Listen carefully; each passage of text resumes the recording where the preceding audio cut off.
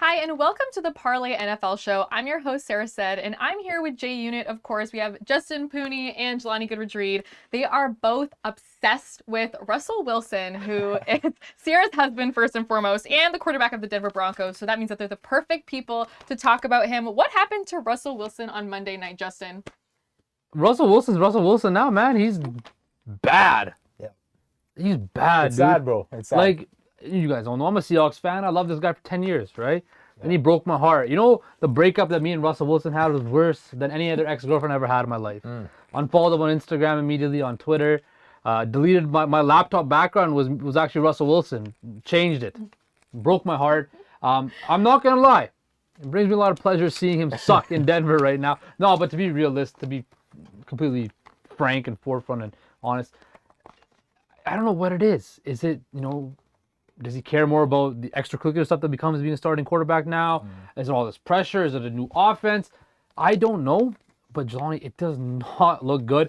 A lot of people have these guys winning the Super Bowl. And I know that was they're too not, much, and in my they opinion. might not even make it to the playoffs. No, they're all over the place. And we talked about the growing pains. We talked about how he's coming here as a new quarterback. He's a veteran. He's trying to get used to playing with these young parts, but it's just not good. And the problem is they have one of the best defenses in the They're league. spoiling it. Like, in terms of points allowed, they're the only team in the top 8 that has a losing record right now. That's because the offense, you're seeing the team morale, the player morale is all over the place right now. You saw, Melvin Gordon on the sideline talking to Jerry Jeudy. A lot of people See all his Twitter likes? the Twitter blew those guys up, blew Russ up. So now you're talking about they got the Jets this upcoming week. That's not a given. I know they're at home, but that's not a given at all. Now that the Jets are starting to play some good football, Russell Wilson, to me, he's one of the better quarterbacks we've seen over the last decade. But right now, I don't know how it's gotten so bad so quick. Is he the most disappointing player this season? Yeah, like if you think about it, he's a Hall of Fame level quarterback, right? And you look at his stats, all of his numbers are down. Drastically down. And I think it's also just his mentality as well. Like, you see, after every Seahawks game, he always say, "Go Hawks." He's given up on the "Let's Ride." Let's Ride. Now, I get the "Let's Ride" thing is blown up and it's this big social media thing, but stick to what you know. Stick to who you are. But also, I think with Russell Wilson, he always used to talk about how he's a competitor, the ultimate competitor. I want to see him take more onus. I want to see him run the ball more. What made Russell Wilson right now, right? Yeah. He was like Houdini out there. He'd make magic out of nothing. And now I don't know if he wants to Even the deep ball. We're not seeing those moon balls, those balls that like be up in the air forever. Yeah. We're not seeing that anymore. And when I look at Russ, I want to see. No, actually, I don't want to see, but I'm sure Broncos fans want to see the guy that was in Seattle, right? Yeah. A guy that can make plays, can off script, can ad lib things, and we've seen it in flashes, but not consistently. And to me, I think Russell Wilson is so motivated to prove to not only the league, but also the media that, hey, I can be like Tom Brady and Aaron Rodgers. I can be a pocket passer, but that's not who he is. So do you think that he cares more about his public image rather than how he's playing on the field? Do you think that there's something going on there? I don't know about that. He's in every commercial now, though. I do know the commercials that are out there with Subway. I know about the "Let's Ride Broncos Country," blah blah blah. I do know, though, he's about winning. Like you said, he's a guy that is committed to the game. He wants to win. But I think, yes, you could also say at the same time, it has gotten in the way of things right now in Denver. And the other thing that people are failing to bring up, the $250 million. $250 million. Like, to me, right now, by far, just touching on the last point, he's definitely the most disappointing guy this season. But yeah, there's so many things going on. I don't know mentally where he's at now, especially going, 2-4 to start the season when guys, a lot of analysts and experts have these guys starting off the year hot, right? Because they're a talented team. They have a talented. They have all the ingredients, but I just don't know. Speaking of ingredients, Oh. We all know the Danger Witch, Russell Wilson's Subway sandwich commercial. So if you didn't know anything about the sandwich and what was in it, but you just know everything about Russell Wilson, what would you say? What ingredients would you say would be in a sandwich just by knowing Russell's personality? Go, Justin. A lot of corn because he's corny. Bruh. No. He seems like a guy that would when you just, hey, you go to Subway, I just want turkey and Swiss cheese and nothing else on it. Look at that lettuce. Yeah. Yeah, something like A little that. I don't know. lettuce? He doesn't want any spice. He doesn't want any spice. Okay, all right.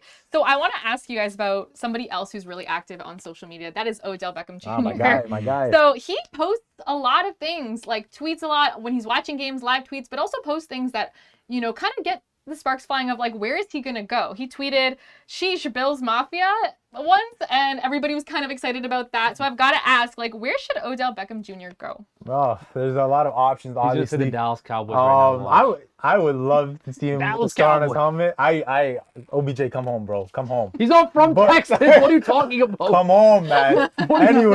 anyway, he knows he's a part of the star. He knows that. But when you look at the options, okay, Buffalo, obviously the favorite, right? Yeah. Imagine him with Gabe Davis, Stephon Diggs. That would be lethal, of course. And McKenzie, I like him as another option. KC. Kansas City, I have a Mahomes agenda, you know that. Yes, you like to So push I it. would love this to happen. Andy Reid make it happen. I would love to see him in that offense. There's not a true wide receiver one there. So Mahomes, he obviously throws the ball all over the place. Odell wouldn't have to, have that pressure of being a wide receiver one. Green Bay, that's where he would have to be because right now they don't have that. You're the number one receiver in Green Bay, right? Yes, I again, like I said in the last show, call me. LaFleur, Rodgers, call me. I'd be the best receiver on that unit right now, J unit. Anyway, I think that Green Bay should give him a call, right? Because right now it's just not going well. Their offense, Aaron Rodgers hasn't thrown over 260 yards this season. He hasn't had a game with 3+ touchdowns this season. So that should be a place to look at. Baltimore, of course, you're looking at Lamar and those guys. They're more so run heavy. So Odell could go there, help things out. And New York, I mean, the reunion, Even Saquon. never know. They're 5-1. Yeah. Good start. Saquon. I would say KC, just because I think, with Mahomes, with that offense, with that system that Andy Reid has, I'd give him the edge in terms of a battle with the Bills. I like the coaching edge of KC. I give him the edge there. I think that he, again, like I said earlier, he wouldn't have to deal with being a wide receiver one and all that burden, and he could step up because guys like Juju Smith-Schuster, Valdez-Scantling, they haven't really been that guy. Yeah, well, I want to know, like, he posts a lot of stuff that confuses everyone. Who do you guys think is the biggest troll in the NFL in terms of a player? Like, what's the funniest tweet you've seen somebody post that you're like, oh my God? I don't know, man. Gotta be maybe. I have no idea. Who is the biggest troll in the NFL? Like on Twitter? Maybe Tom Brady? Maybe Tom Brady? He's Brady? Brady does a lot of cryptic tweets out there. He does cryptic stuff on Instagram. You know who has a nice Twitter account? Marlon Humphrey. Of the Yeah, Ravens. but he's like more, Marlon Humphrey's more like relatable funny. Okay, that's kind of relatable funny. But yeah. But going back to the Odell thing, I just want to get your guys' opinion on this. A little bit of a dark horse team. I think he should go to Baltimore, right? Okay. Odell, the Las Vegas Raiders. Okay, you can't go wrong with Devontae, talent, right? Odell, Renfro, Waller when he's healthy. Jacobs. If I were the Raiders, I'd look into that. Yeah. Right now, just to help out Derek Carr, and you can't have there's never too much talent, right? That's also why I said come to Dallas, bro. Like it doesn't matter. But the Raiders, I don't know. I just don't know if he wants to go there, right? And he sees how the AFC is looking right now. Yeah. They've had a slower start compared to other teams that he's looking at. We didn't even mention the Bucks. Could that be a possibility? Julio's always hurt and stuff, and Evans and Godwin. What about I think the Raiders or the Ravens or the Raiders would be the two nicest. That is a dark horse. I haven't heard the Raiders yet. Sarah, who's your favorite NFL Twitter follower? Kayvon Thibodeau? Kayvon Thibodeau. Oh boy. Kayvon has excellent content. Whoever wants to at me, come at me. But he crying Kayvon, dancing Kayvon, Look at this Giants selfie fan right Kayvon. I mean, yeah, I'm She all. loves Kayvon. I love Kayvon. QB1? He's not even a QB. All right. So Thursday Night Football is back. Do we even want it? Mid. Or, Mid.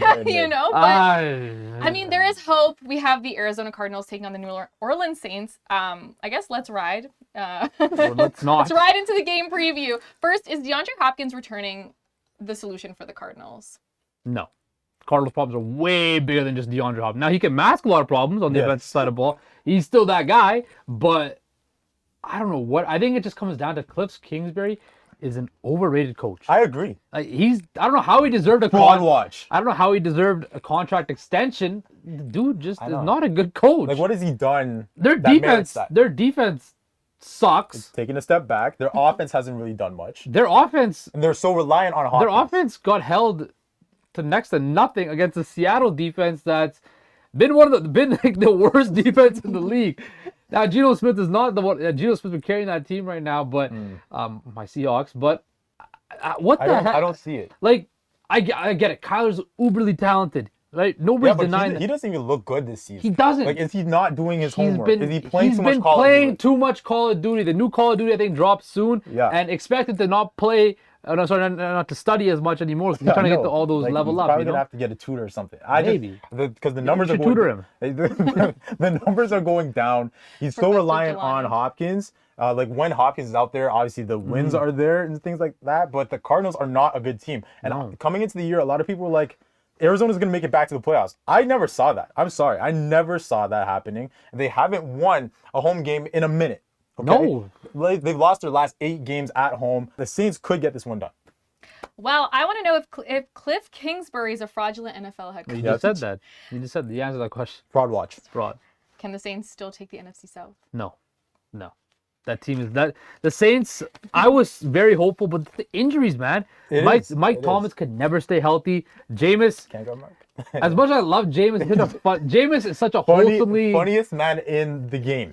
funniest man in sports, maybe. Probably in sports. Just pain Well, everywhere. Just either pain him, everywhere. Pain Cheerios, everywhere. We had like other guys like. Yeah. But yeah, no, like for me, the Saints was one of the teams that I thought would take a leap. They have so many good pieces, playoff man. appearance. They got dogs on defense. They got a track they team do. of wide receivers. Not a track team, but they But got very good wide they do. receiving core. They got Alvin Kamara. So But in terms of the game, I want to know, I asked you guys this Yeah. last time, what's your really super specific prediction? Score-wise. Score-wise? score-wise, I mean, I think that it's going to be something like 27-23. Saints pull it off. Again, the Cardinals they're just not that team right now. Kyler's not playing well. Coaching's not there. The Saints, though, injuries, we just talked about it. Can they run the ball effectively? And can they make plays on defense with those guys in the secondary? I'm going to say, it might not be a score prediction, but it might be like a player prop prediction. I think Chris Olave goes for over $120 receiving and gets a touchdown because I think he's back. And I think that guy's absolute stud out there. He's in the race for Rookie of the Year He right is, now, he for is. Offensive Rookie of the Year, by far. Okay, well, thank you guys. Thank you for tuning into the Parlay NFL show. We'll see you next time.